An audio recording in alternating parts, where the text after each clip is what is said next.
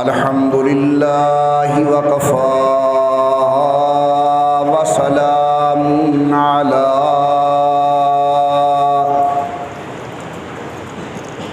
سید الرسل وخاتم الانبیاء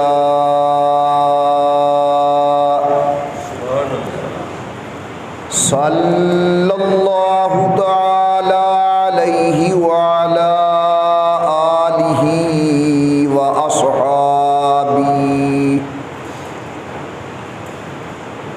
وأصحابه وبارك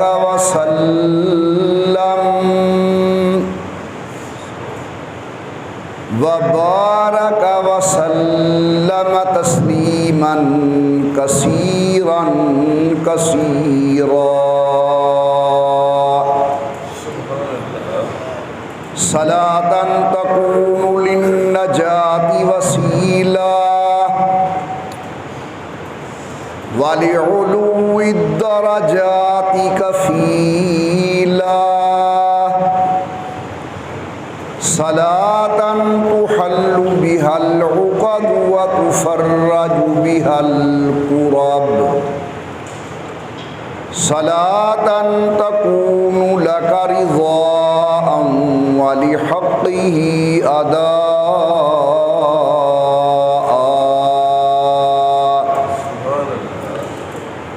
فقد قال الله تبارك وتعالى في القرآن المجيد والفرقان الحميد أعوذ بالله من الشيطان الرجيم بسم الله الرحمن الرحيم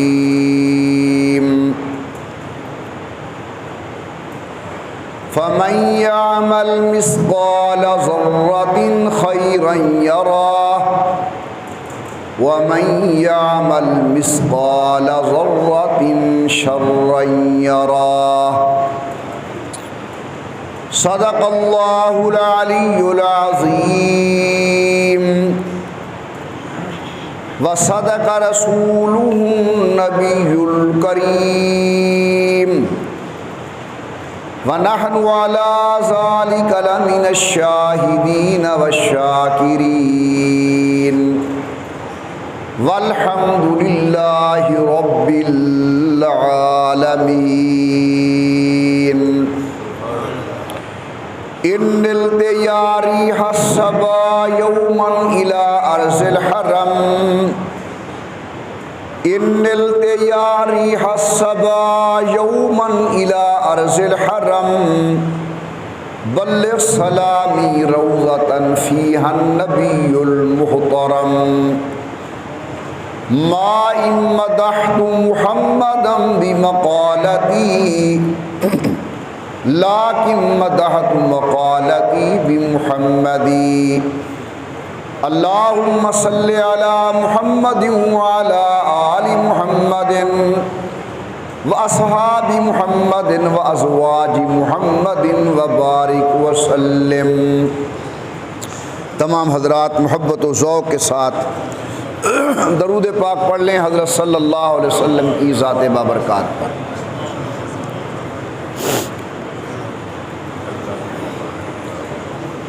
اللہ تبارک و تعالیٰ کی بے انتہا حمد و توصیف، سرور کائنات مفخر موجودات رحمت للعالمین مراد للمشتاقین امام الانبیاء والمرسلین حبیب کبریاء احمد مجتبی حضرت محمد الرسول اللہ صلی اللہ تعالی علیہ وعلا آلہ وصحابہ وسلم کی ذات بابرکات پہ تحفہ درود و سلام پڑھ لیجئے تمام حضرات محبت و ذوق کے ساتھ بآواز بلند اللہم صلی علی سیدنا و مولانا محمد وعلا آل سیدنا و مولانا محمد و بارک وسلم پڑھنے اور بھیجنے کے بعد محترم بزرگوں، مکرم نوجوان ساتھیوں، قابل صد عظیم و صد اکرام، میری محترمہ موقرہ اور مؤدبہ اسلامی مائیوں اور بہنوں، اللہ تبارک و تعالیٰ نے اس دنیا کے اندر آپ کو اس عاجز کو بھیجا ہے۔ یہ دنیا حقیقتاً دار العمل ہے۔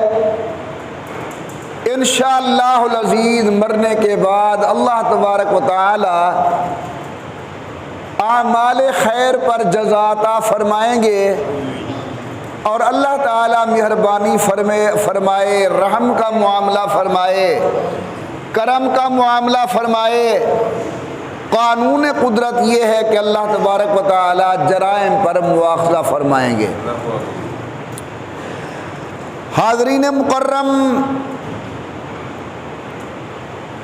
میدان قیامت کے اندر، آخرت کے اندر اللہ تبارک و تعالیٰ کے ہاں ذرے ذرے کا ہم نے حساب دینا ہے۔ اگر ذرہ کے برابر اعمال خیر ہوں گے، اللہ تعالیٰ جزائے حسن عطا فرمائیں گے، اور اگر اللہ نہ کرے گناہ ہوں گے تو اللہ تعالیٰ مواخذہ فرمائیں گے۔ اللہ تعالیٰ حضرت والد گرامی قدر رحمت اللہ تعالی علیہ کی قبر مبارک پر رحمتیں نازل فرمائے،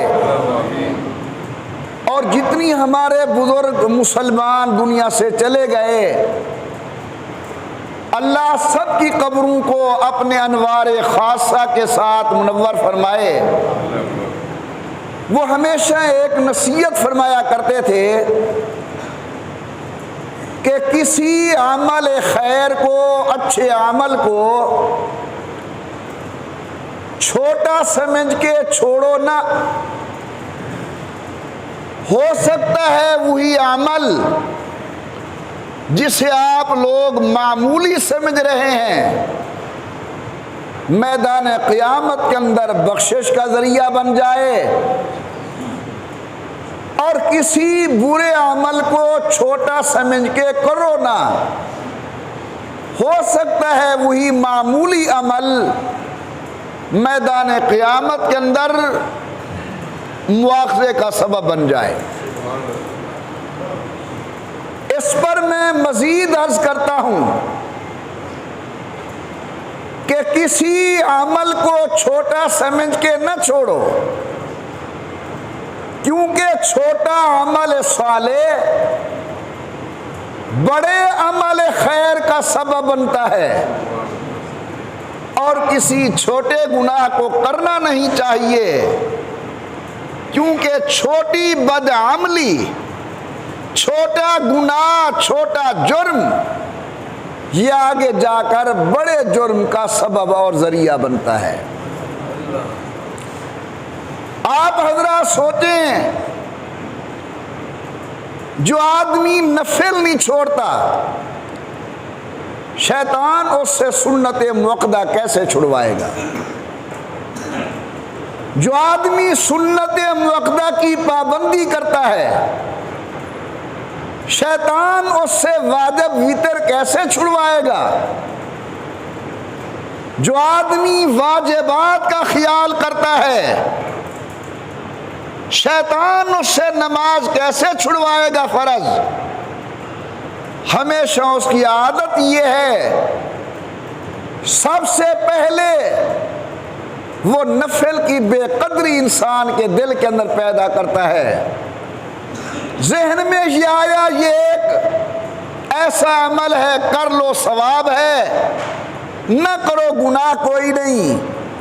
طبیعت جری ہو گئی، سنت موقدہ چھوٹنے لگ گئیں، سنت موقدہ چھوٹی، وطر اپنے وقت سے ہٹنے لگ گئے۔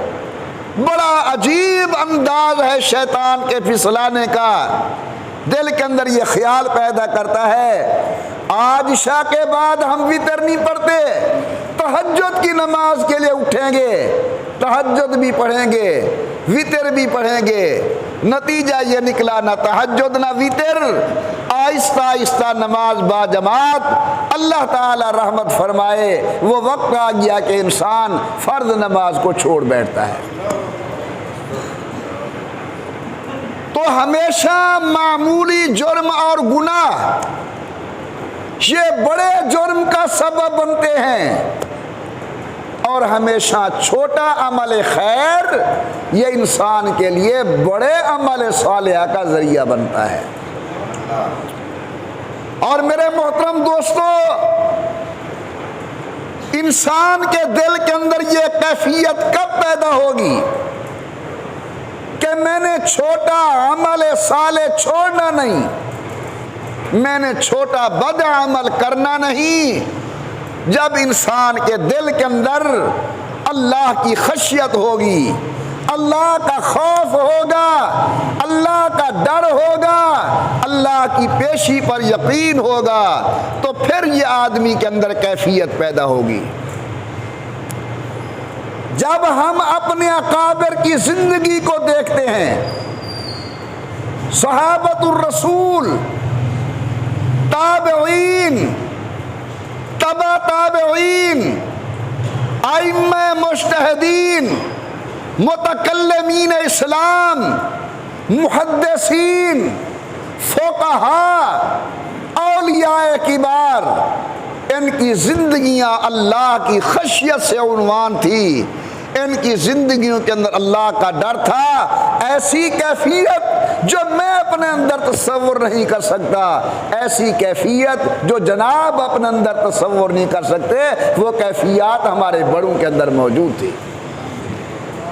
اور کئی دفعہ میں آپ کی اسی اسٹیج پر تمہاری خدمت کے اندر گزارش کر چکا ہوں کہ قرآن کریم نے ایمان کے بعد جس چیز کا مومن اور ایماندار سے مطالبہ کیا ہے وہ ہے خشیت خداوندی، اللہ کا خوف، اللہ کا ڈر، تقوی کی نعمت، کیونکہ یہی وہ نعمت ہے جس کی وجہ سے نیکی کا شوق پیدا ہوتا ہے، یہی وہ نعمت ہے جس کی وجہ سے گناہوں سے نفرت پیدا ہوتی ہے۔ غور کیجئے، پروردگار عالم نے فرمایا یا ایھا الذین آمنوا اتقوا اللہ، اللہ میاں نے ایمانداروں سے مطالبہ کیا اللہ سے ڈرو۔ یا ایھا الذین آمنوا اتقوا اللہ حق تقاتہ وَلَا تَمُوتُنَّ إِلَّا وَأَنْتُمْ مُسْلِمُونَ، ایماندارو اللہ سے ڈرو جس طرح ڈرنے کا حق ہے۔ سورۃ بقرہ سے لے کر مختلف مقامات پر دیکھتے جائیے، اللہ تعالیٰ نے تقوی کی کبھی تو اہمیت بیان فرمائی، کبھی اللہ نے تقوی اختیار کرنے کا حکم ارشاد فرمایا، کہیں اللہ نے متقی لوگوں کے لیے انعامات کا ذکر کیا۔ یہ تمام انداز ہیں کہ اللہ کے بندوں کے دلوں کے اندر خوف خدا پیدا ہو جائے۔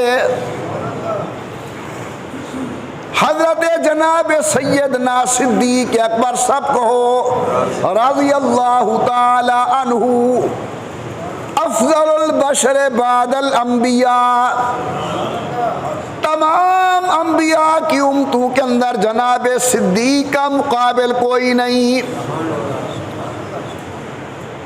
امام الانبیاء سرکار دو عالم کے ارشادات عالیہ کے اندر علماء آپ کو بے شمار عظمتوں کی حدیثیں سنواتے ہیں۔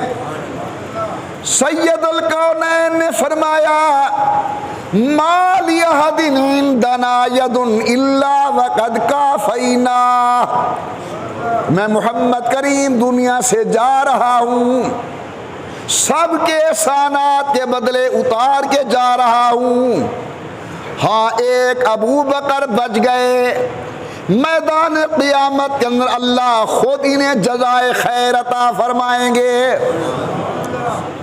امام الانبیاء سرکار دو عالم صلی اللہ علیہ وسلم نے فرمایا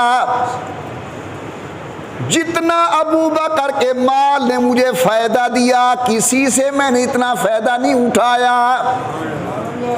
خیر ایک لمبا باب ہے. اتنا بڑا مقام کہ قرآن کریم نے جناب صدیق اکبر کی صحابیت کو واضح طور پر بیان کیا.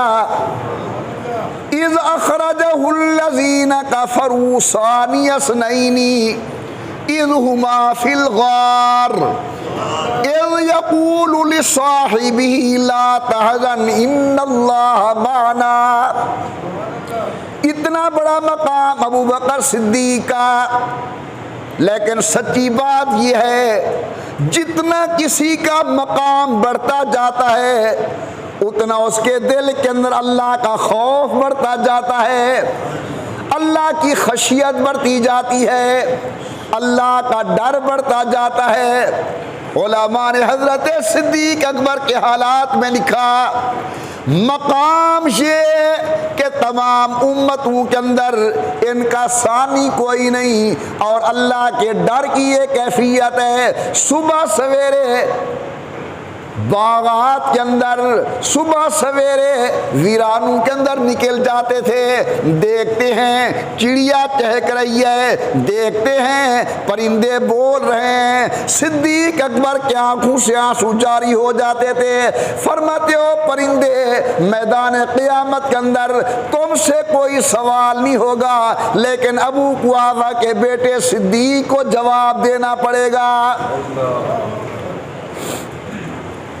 جناب سوچئے میں اپنی زندگی پر نظر دوڑاؤں, ہم نے کبھی کبھی اس نیج پر سوچا ہے کہ ہم نے اپنے اللہ کے سامنے پیش ہونا ہے, اللہ کے سامنے ہم نے جواب دینا ہے, اللہ نے ہمارا مواخذہ فرمانا ہے, میں اپنے آخرت کے لیے کیا چیز تیار کر کے جا رہا ہوں. دور نہ جائیے, یہی عظمت والا مہینہ, شان والا مہینہ, قدر والا مہینہ, برکتوں والا مہینہ ماہ رمضان اپنے اندر اللہ کی جانب سے رحمت, اللہ کی جانب سے مغفرت, اللہ کی جانب سے عتق من النار کا پیغام لے کر آیا تھا. میں اپنے طور پر اگر اپنے دل میں دیکھوں شرمندہ ہوں جو حق تھا رمضان شریف کا وہ ادا نہیں کر سکا, اور یہی کیفیت جناب کی بھی ہوگی. اہل اللہ کی زندگی کو دیکھتے ہیں تو انہوں نے رمضان شریف کیسے گزارا. امام شافعی رحمۃ اللہ علیہ کے حالات طیبات میں برکت العصر حضرت مولانا محمد زکریا محدث سہارنپوری رحمۃ اللہ تعالی لکھتے ہیں کہ وہ ایک ماہ رمضان کے اندر 61 ختم قرآن کریم کا فرمایا کرتے تھے. ایک ختم دن کو, ایک ختم رات کو, ایک ختم تراویح کی نماز کے اندر جناب سیدنا امام شافعی رحمۃ اللہ علیہ کا معمول مبارک تھا.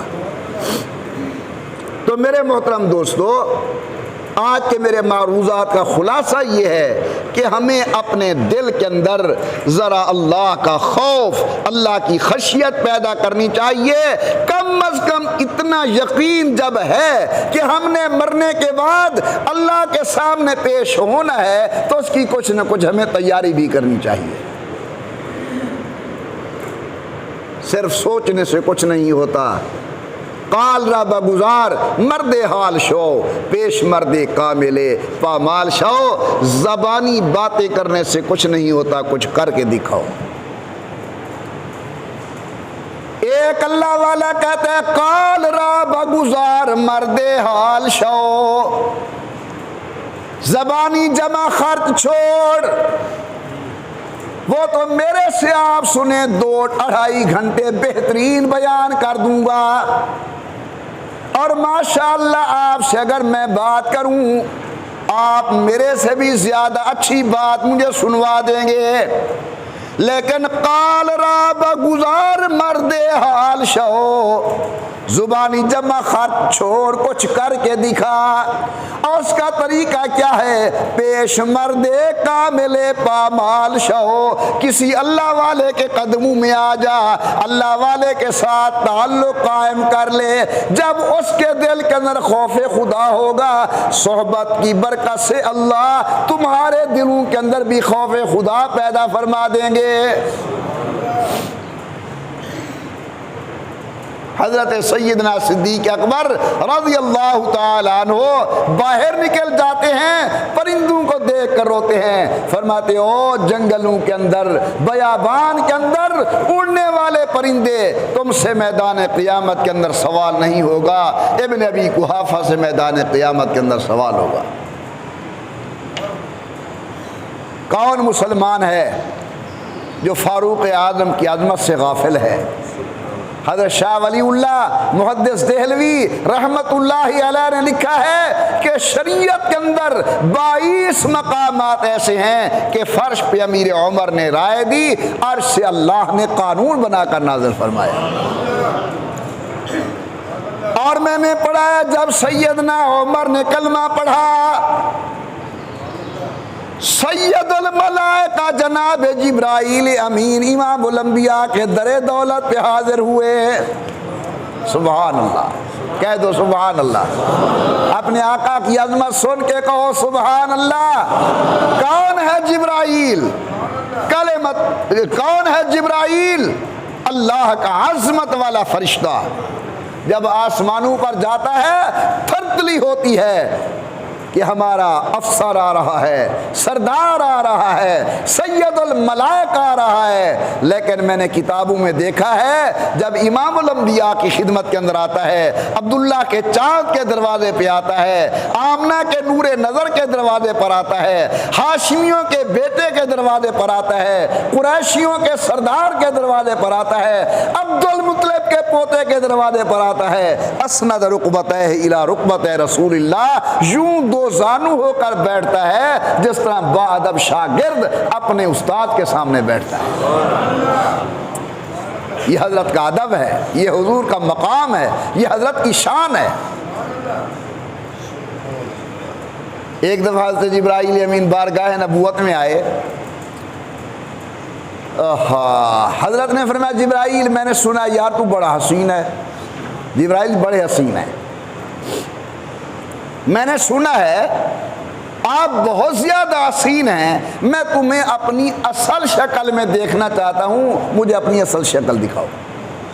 کیونکہ عام طور پر حضرت جبرائیل، حضرت دحیہ کلبی یا حضور اکرم کے دوسرے صحابی حضرت عبداللہ ان کی شکل کے اندر تشریف لاتے تھے. حضرت نے فرمایا کہ آج میرا دل چاہتا ہے میں تجھے تیری اصل شکل میں دیکھوں. جبرائیل امین نے گزارش کی یا رسول اللہ صلی اللہ علیہ وسلم، آپ کا حکم تو سر آنکھوں پر، لیکن آپ کہاں، فقیر کہاں. اللہ نے آپ کو حسن و جمال کا بہت وافر حصہ دیا ہے، آپ کہاں اور میں کہاں. حضور نے فرمایا نہیں میں دیکھنا چاہتا ہوں.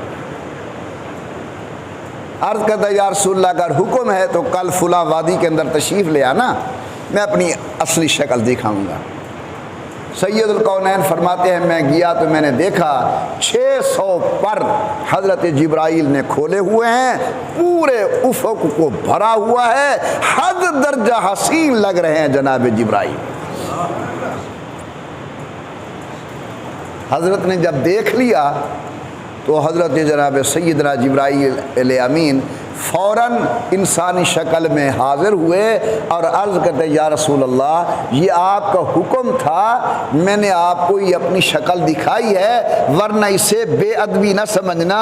آپ کہاں میں کہاں. اللہ نے پورے قرآن کے اندر کہیں ایک مقام پر بھی میری قسم نہیں اٹھائی. تیرے چہرے کی قسم، تیرے زلفوں کی قسم، تیرے شعر کی قسم، تیرے اداؤں کا ذکر خیر، آپ کہاں اور میں کہاں. سبحان اللہ.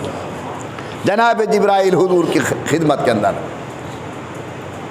امام الانبیاء سرکار دو عالم نے پوچھا جبرائیل کیسے آنا ہوا؟ عام طور پر جناب جبرائیل امین اللہ کی وحی لے کر حکم لے کر نازل ہوتے تھے، سنیے ایمان کو جلا بخشیے، تازہ کیجئے ایمان کو۔ حضرت نے پوچھا جبرائیل کیسے آنا ہوا؟ عرض کرتا ہے یا رسول اللہ آج میں اللہ کا پیغام لے کر نہیں آیا، آج میں آسمانی فرشتوں کا نمائندہ بن کر آیا ہوں، میں مبارک بات پیش کرنے کے لیے آیا ہوں، مبارک ہو حضرت عمر نے کلمہ پڑھ لیا ہے، عمر اسلام میں داخل ہو گیا ہے۔ سبحان اللہ، عمر کے کلمہ پڑھنے پر صرف زمین والے خوش نہیں، اللہ کے آسمان کے فرشتے بھی خوشیاں منا رہے ہیں۔ ایک مرتبہ سید الکونین نے دیکھا جناب عمر کو، فرماتے عمر دنیا سے جنازے اٹھیں گے، لوگ روئیں گے، جب تیرا جنازہ اٹھے گا اسلام روئے گا۔ یہ مقام ہے حضرت عمر کا۔ 22 مقامات معمولی بات نہیں شریعت کے اندر کہ حضرت عمر رائے دیتے ہیں، اللہ قانون بنا دیتے ہیں۔ اب غور کیجئے، یہ مقام ہے، یہ مرتبہ ہے، یہ عظمت ہے، یہ شان ہے، اور اب سنیے امیر عمر کے دل کے اندر اللہ کا خوف کتنا ہے۔ فرماتے ہیں یہ بڑوں کی بڑی باتیں ہیں، ورنہ یہ لوگ بخشے ہوئے ہیں، یہ جنتی ہیں۔ قرآن نے جن کو کہہ دیا رضی اللہ عنہم ورضوا عنہ، یہ اللہ سے راضی، اللہ سے ان سے راضی، جن کو جیتے جاگتے روضہ رسول اللہ کے اندر جگہ مل گئی۔ اور ہم سب مسلمانوں کا عقیدہ ہے کہ امام الانبیاء سرکار دو عالم کا روضہ انور یہ جنت سے بھی اعلیٰ مقام کا مالک ہے۔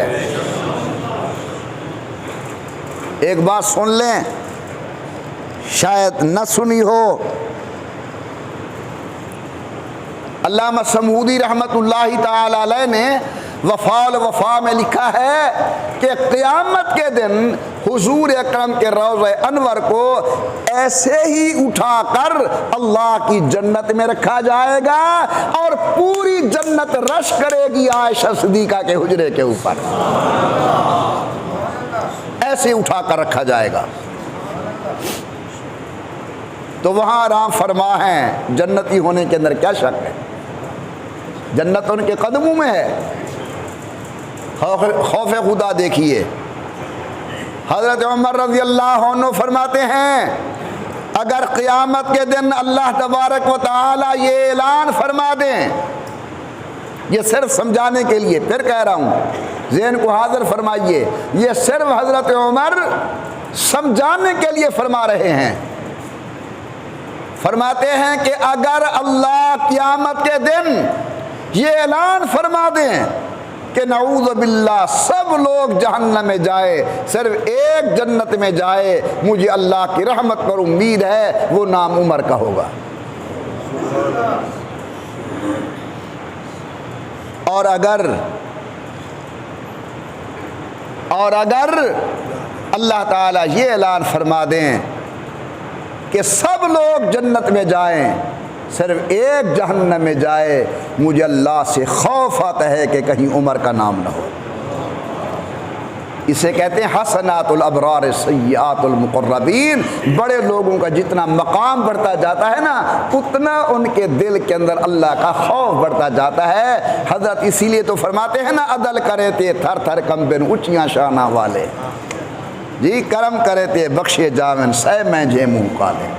ان لوگوں کا ایک اللہ کے ساتھ تعلق ہوتا ہے، ان کے سامنے اللہ کا جلال ہوتا ہے، ان کے سامنے اللہ کی قدرت ہوتی ہے، ان کے سامنے اللہ کی ہیبت ہوتی ہے، ان لوگوں کے سامنے اللہ رب العزت کے مختلف اسماء مبارکہ کی کیفیات ہوتی ہیں، یہ ان کو دیکھ کر پھر ایک کلام کیا کرتے ہیں۔ میرے محترم دوستو، میرے معروضات کا خلاصہ،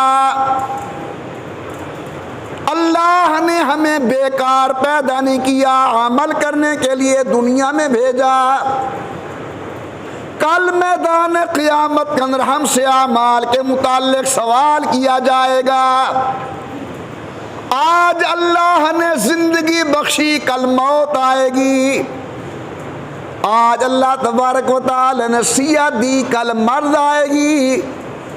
آج اللہ نے فرصت دی، کل مصروفیت آ جائے گی۔ ہمیں غنیمت چاہیے، غنیمت سمجھنا چاہیے موت سے پہلے زندگی کو۔ موت آنی ہے، قبر ہے، اللہ کے سامنے پیش ہونا ہے، ذرے ذرے کا حساب، پائی پائی کا حساب۔ ہمارے بڑوں کے دلوں کے اندر اللہ کا خوف تھا، اللہ کی خشیت تھی، اللہ کا ڈر تھا۔ میں نے جناب سیدنا صدیق کی عظمت بیان کی، پھر ان کے دل کے اندر پیدا ہونے والے اللہ کے خوف کا تذکرہ کیا۔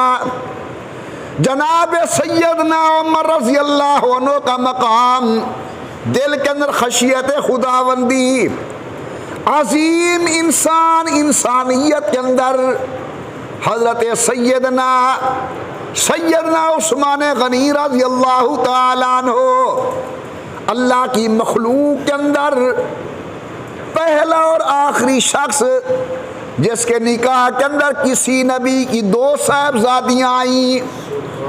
امام الانبیاء نے پہلی بیٹی کی شادی کر دی، فوت ہو گئی، پھر دوسری بیٹی کی شادی فرما دی، فوت ہو گئی۔ حضرت جناب عثمان رو رہے ہیں۔ آمنہ کے لال نے فرمایا عثمان میرے جیسا سسر نہیں ملے گا، تیرے جیسا داماد نہیں ملے گا۔ اگر میری 40 صاحبزادیاں ہوتی یکے بعد دیگرے میں تیرے نکاح کے اندر دیتا جاتا۔ یہ مقام ہے جناب عثمان غنی رضی اللہ عنہ کا، خود تو جنتی ہے ہی ہے، اللہ نے ان کی وجہ سے 1400 صحابہ کرام کے جنتی ہونے کا تذکرہ قرآن میں کیا۔ فرمایا لقد رضی اللہ عن المؤمنین اذ یبایعونک تحت الشجرہ، بیعت رضوان کا مرکزی کردار جناب عثمان غنی۔ لیکن آئیے ذرا اللہ کے بندے کے دل کے اندر خدا کا خوف دیکھیے۔ میں نے پڑھا ہے جب آپ قبر پر جاتے اتنا روتے کہ داڑھی مبارک آنسو سے تربتر ہو جاتی۔ کہنے والے عرض کرتے عثمان تو جنتی ہے۔ حافظ ابن تیمیہ کہتے ہیں متعدد مرتبہ حضور نے امیر عثمان کو جنتی ہونے کی بشارت دی۔ حضرت آپ اتنا کیوں روتے ہیں؟ فرماتے تمہیں کیا پتا آخرت کے منازل میں سے پہلی سیڑھی قبر ہے، یہاں بچ گیا آگے بچ جاؤں گا، یہاں نہ بچا تو آگے بچنے کی کوئی توقع نہیں ہے۔ قبرستان میں ہمارا کردار کیا ہے؟ شہر کا تمام نشہ قبرستان میں بکتا ہے، شہر کی تمام بے حیائی قبرستان میں ہوتی ہے۔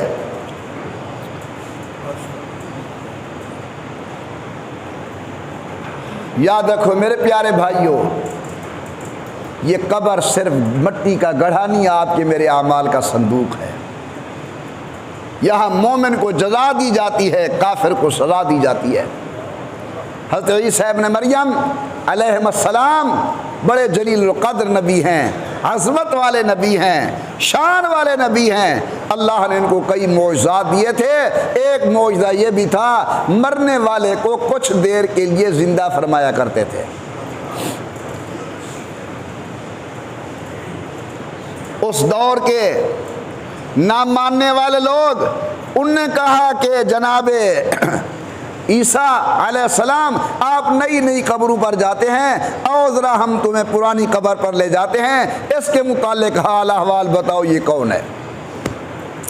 یاد رکھو نبی کی پیٹھ پر قدرت والے کا ہاتھ ہوتا ہے۔ بولو نبی کی پیٹھ پر قدرت والے کا ہاتھ ہوتا ہے، اس سے اللہ کی تائید حاصل ہوتی ہے۔ نبی کو کیا ڈرنا؟ حضرت نے فرمایا چلتے ہیں۔ علماء نے لکھا ہے جناب عیسیٰ ابن مریم ایک پرانی قبر پر تشریف لے آئے، فرمایا قم باذن اللہ، اللہ کی اجازت سے کھڑا ہو جا، بات کر میرے ساتھ۔ قبر والا کھڑا ہو گیا، باتیں کرنا شروع کرتا ہے۔ فرماتے سنا کون ہے، کیا نام ہے تیرا؟ اس نے کہا میں نوح علیہ السلام کا بیٹا ہوں، سام ہے میرا نام۔ کہاں جناب نوح آدم ثانی، کہاں جناب عیسیٰ ابن مریم میرے آقا سے پہلے نبی؟ کہنے لگا میں سام ہوں، نوح علیہ السلام کا بیٹا ہوں۔ جناب عیسیٰ ابن مریم نے فرمایا اچھا بڑا پرانا آدمی ہے، بڑا وقت گزارا تو نے قبر کے اندر، ذرا قبر کا حال دے، سنا قبر کیسی ہے، قبر کے حوال کیسے ہیں، قبر کے حالات کیسے ہیں۔ علماء لکھتے ہیں جب جناب عیسیٰ نے قبر کا حال پوچھا، بے ساختہ دھار نکل گئی سام کی۔ کہتے اللہ کا نبی قبر کا حال پوچھتا ہے، موت کے جھٹکے کا حال نہیں پوچھتا۔ ایک ہی جھٹکے سے ایک ایک جوڑ کھلتا ہے، ایک ایک رگ ٹوٹتی ہے، جسم کے اندر چلنے والا کئی کلو خون اسی وقت جل جاتا ہے۔ قبر تو بات کی بات ہے، اتنی عرصہ ہو گیا ابھی تک موت کی کڑواہٹ میرے حلق کے اندر موجود ہے۔ اللہ تعالی آپ کو اور اس گناہگار کو موت کی سختی سے محفوظ فرمائے۔ اللہ اچھی موت نصیب فرمائیں، اللہ اچھی قبر نصیب فرمائیں، اللہ اچھی قیامت نصیب فرمائیں، حشر نصیب فرمائیں۔ محترم دوستو موت بہت مشکل چیز ہے، اللہ تبارک و تعالی بس رحمت کا معاملہ فرمائے۔ اللہ محبت سے کہہ دیں اللہ، اور ذوق سے اور شوق سے میرے ساتھ مل کر کہیں اللہ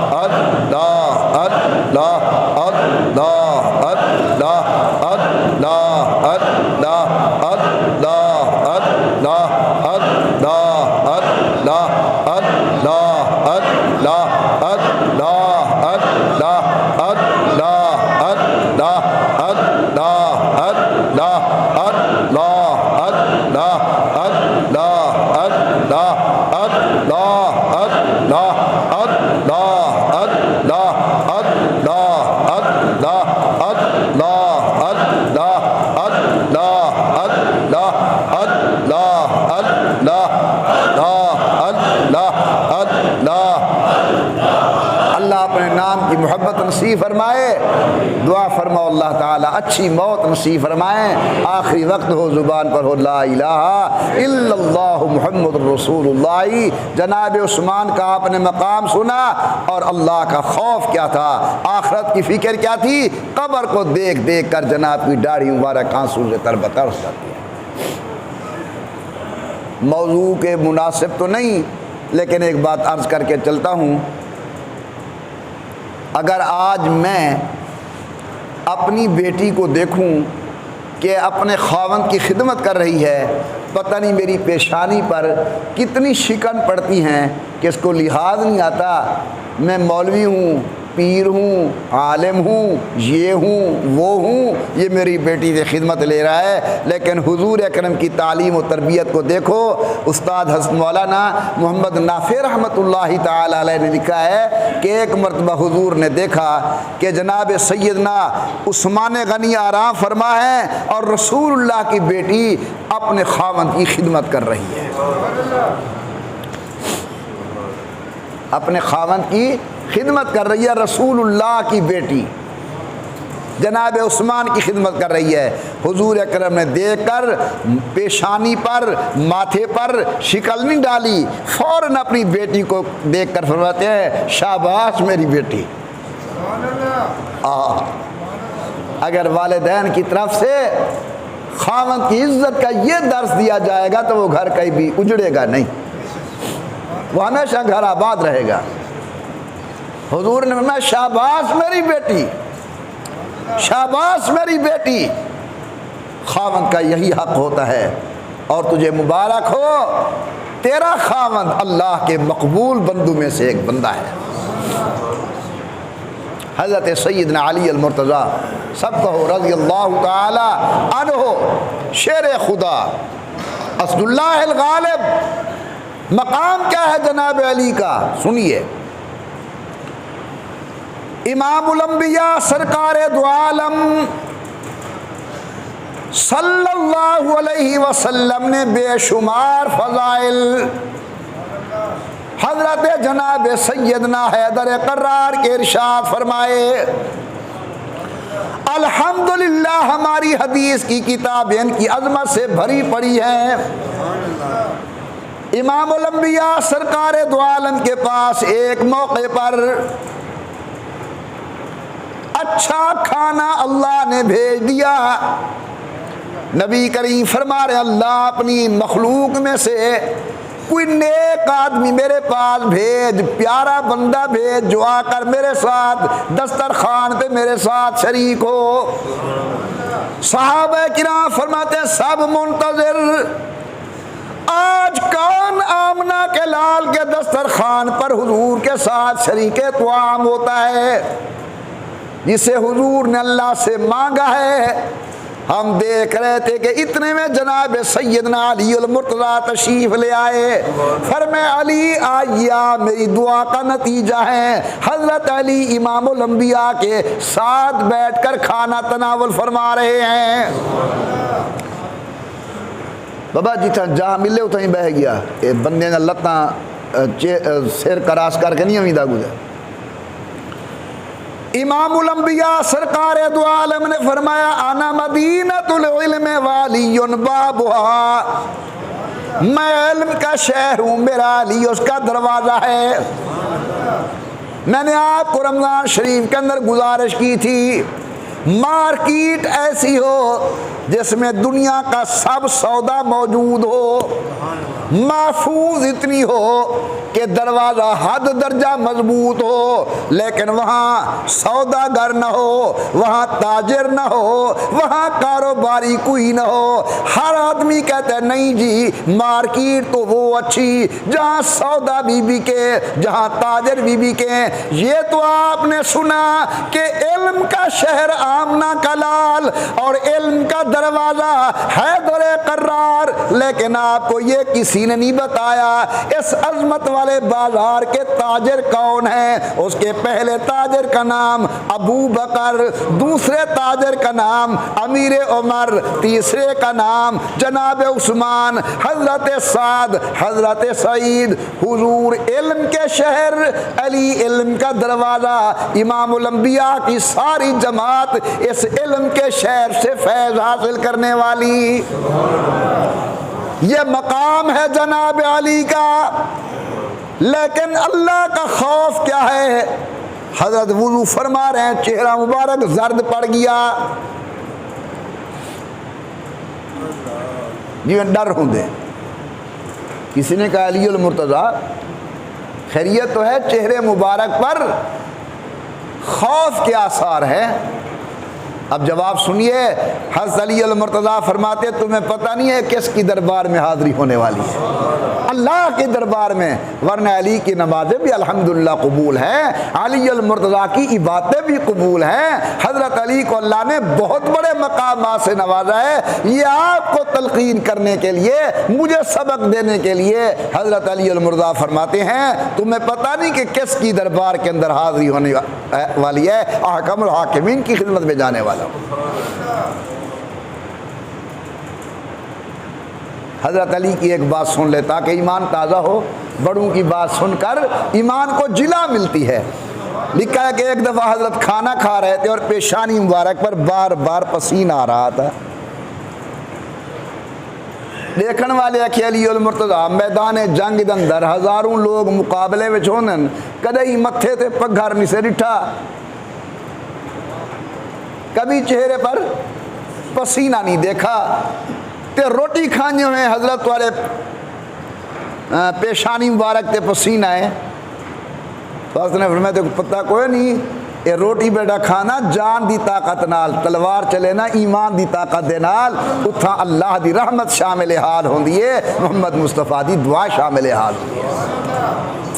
تو میرے محترم دوستو، آج کے میرے تقریباً گھنٹے کے معروضات کا خلاصہ کیا ہے؟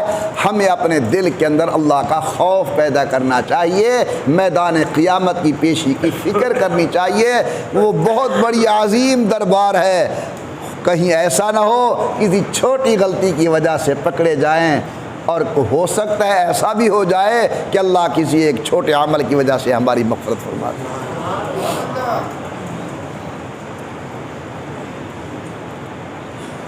ولایت کے اندر ایک بہت بڑا نام ہے بایزید بسطامی رحمۃ اللہ علیہ۔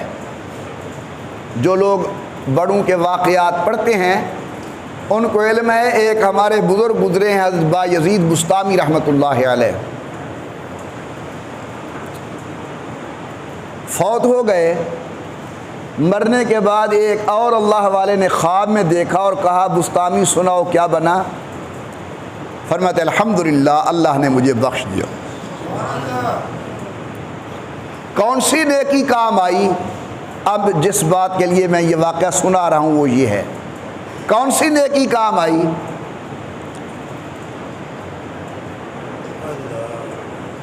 فرماتے ہیں وہاں کے قانون عجیب ہیں، وہاں چھوٹی بات پر گرفت بھی ہو سکتی ہے، چھوٹی بات پر مغفرت بھی ہو سکتی ہے۔ کیا بنا؟ فرماتے ہیں جب میں اللہ کی خدمت اقدس کے اندر پہنچا تو اللہ تبارک و تعالی نے پوچھا کہ بسطامی بہت دور سے آئے ہو، ہمارے لیے کیا تحفہ لائے؟ میں نے کہا یا اللہ خالق تو ہوں، مالک تو ہوں، پالک تو ہوں، رازق تو ہوں، میں تیرا عاجز بندہ کیا لے آؤں؟ حکم ہوا کہ نہیں، آخر آئے ہو کیا لے آئے ہو؟ تو میں نے گزارش کی اللہ اگر آپ کا حکم ہے تو پھر میں عقیدہ توحید لے کر آیا ہوں، بس تحفہ یہ ہے کہ میں نے پوری زندگی آپ کے ساتھ کسی کو شریک نہیں۔ اللہ پاک نے فرمایا یہ بات تو تیری بالکل ٹھیک ہے، لیکن الا لیلۃ اللبن، وہ دودھ والی رات بھول گئی تجھے۔ بایزید سے اس خواب دیکھنے والے نے پوچھا وہ دودھ والی رات کیا ہے؟ پھر میں یار کیا بتاؤں، ایک موقع پر دودھ پیا، پیٹ میں درد ہوا، تکلیف ہوئی، صبح مریدین نے پوچھا حضرت کیا حال ہے؟ تو میں نے کہا دودھ پیا، پیٹ میں درد ہو گیا۔ اللہ نے یہی بات پکڑی ہوئی تھی کہ دل میں عقیدہ توحید کا ہے اور کہتا ہے کہ دودھ پینے سے پیٹ میں مروڑ اٹھا اور تکلیف اٹھی، میں تکلیف نہ دوں تو کوئی تکلیف دینے والا نہیں ہے، میں شفا نہ دوں تو کوئی شفا دینے والا نہیں ہے۔ پکڑنے پہ آئے تو اس چھوٹی سی بات پر پکڑ ہے، اور بخشنے پر آئے امام الانبیاء فرماتے ہیں صلی اللہ علیہ وسلم ایک عورت فاحشہ بدکار غلط کار عورت جا رہی تھی، دیکھتی ہے کتے کا بچہ پیاس کی وجہ سے تڑپ رہا ہے، اس نے اپنا جوتا اتارا، اپنے دوپٹے کے ساتھ باندھ کر کنویں سے پانی لیا اور وہ پانی اس کے منہ کے اندر ڈالا۔ کتے کا بچہ پانی پینے کے بعد چلا گیا۔ جب اللہ کی خدمت کے اندر یہ پیش ہوتی ہے، اللہ فرماتے ہیں تو بھی بہت رذیل تھی، لیکن میری ایک رذیل مخلوق پر تو نے مہربانی کی تھی، جا میں نے تیرے گناہ معاف فرما دیا۔ آج کی تقریر کی آخری بات سن لو، پھر انشاءاللہ دعا کرتے ہیں۔ امام غزالی امت کے بہت بڑے علماء سے گزرے ہیں، میں سے گزرے ہیں۔ امام غزالی فرماتے ہیں جب میں اللہ تعالیٰ کی خدمت کے اندر پیش ہوا تو اللہ تعالیٰ نے فرمایا غزالی سناؤ آج میں آپ کو تمہاری کس نیکی کی وجہ سے بخشوں؟ جو میرے ذہن میں تھی میں نے گزارش کی، اللہ پاک نے فرمایا نہیں ہم آج اس لیے نہیں بخشتے، تمہاری ایک اور نیکی ہمارے پاس ہے جو تمہارے حاشیہ وہم کے اندر بھی نہیں ہے، ہم تمہیں اس کی وجہ سے بخش رہے ہیں۔ یا اللہ بخش صحیح جیسے بخشے، لیکن بتا تو صحیح وہ ہے کیا؟ سنیے امام غزالی رحمۃ اللہ علیہ فرماتے ہیں حق جل شانہ نے فرمایا کہ غزالی ایک دن آپ لکھ رہے تھے، قلم ڈبویا سیاہی کے اندر، باہر نکالا تو مکھی آ کر وہ سیاہی پینے کے لیے بیٹھ گئی، آپ نے اپنا قلم روک لیا، چلو یہ اللہ کی مخلوق پی لے پھر میں سیاہی لے لوں گا، بس مجھے تیری یہی ادا پسند آ گئی ہے، تو نے ایک میری چھوٹی مخلوق کے اوپر مہربانی کی ہے، میں نے تیرے اوپر مہربانی کی ہے، میں تیری مغفرت فرماتا ہوں۔ تو واجب الاحترام بزرگوں، سب سے پہلے میں اپنے آپ کو نصیحت کروں گا، اس کے بعد آپ سب حضرات کی خدمت کے اندر نصیحت کروں گا کہ دیکھیے کبھی کوئی چھوٹا گناہ سمجھ کے اسے کرنا نہیں، ہو سکتا ہے وہی چھوٹا گناہ قیامت کے دن پکڑ کا ذریعہ بن جائے۔ کوئی چھوٹی نیکی چھوٹی سمجھ کے چھوڑنی نہیں، یہ نہ ہو کہ کہیں وہی چھوٹی نیکی ہو سکتا ہے قیامت کے دن آپ کی اور میری مغفرت کا ذریعہ بن جائے۔ نمازوں کی پابندی کرنی ہے، قرآن کریم کی تلاوت ذوق اور شوق سے کرنی ہے، حضور اکرم کی ذات بابرکات پر درود پاک جتنا زیادہ ہو سکے کثرت فرمائیے، بد اعمالی سے بچیے، نیک اعمال کرنے کی کوشش کیجیے، بڑے چھوٹے کا ادب و احترام، اپنے اندر قوت برداشت پیدا کریں۔ اللہ تبارک و تعالی ہمارے اوپر، ہمارے معاشرے پر، ہمارے ملک پر، پوری امت پر مہربانی فرمائے۔ الحمدللہ رب العالمین، والصلاة والسلام على سید الانبیاء والمرسلین وعلى آلہ وصحبہ اجمعین۔ ربنا آتنا فی الدنیا حسنہ وفی الآخرۃ حسنۃ وقنا عذاب النار۔ اللہ عالم اسلام کی حفاظت فرما، حرمین شریفین کی حفاظت فرما، وطن عزیز پاکستان کی حفاظت فرما۔ اللہ ہمارے ملک کو داخلی خارجی فتنوں سے بچا، وطن کو امن سلامتی استحکام نصیب فرما، افواج پاکستان کی حفاظت فرما۔ اللہ وطن کے ایک ایک انچ کی حفاظت فرما۔ اللہ جو مسلمان بیمار ہیں شفا نصیب فرما، جو دنیا سے چلے گئے قبروں کو جنت کا باغ بنا۔ اللہ ہمیں ہر ذلت علت قلت سے محفوظ فرما۔ اللہ ہمیں ادب والی زندگی نصیب فرما، نماز و قرآن درود والی زندگی نصیب فرما۔ یا اللہ ہمارا خاتمہ علی ایمان فرمانا، آمین برحمتک یا ارحم الراحمین۔ جن احباب نے سنتیں پڑھنی ہیں پڑھ لیں۔